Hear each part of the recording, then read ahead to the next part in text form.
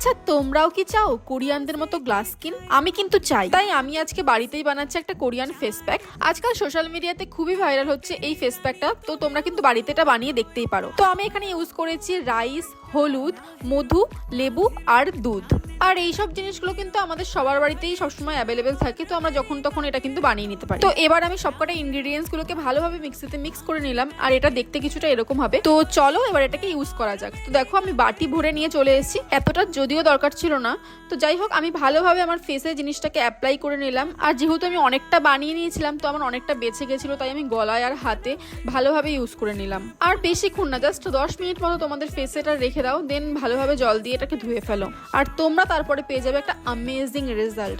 সত্যি এটা ইউজ করার পরে স্কিনে কিন্তু একটা আলাদাই গ্লো চলে আসছিল, স্কিনের অনেকটা ট্যান রিমুভ হয়ে গেছিলো, তোমরা কিন্তু এখানে বুঝতেই পারছো। তো দেরি না করে তোমরাও কিন্তু বাড়িতেই ফেস প্যাকটা ইউজ করা স্টার্ট করে দাও।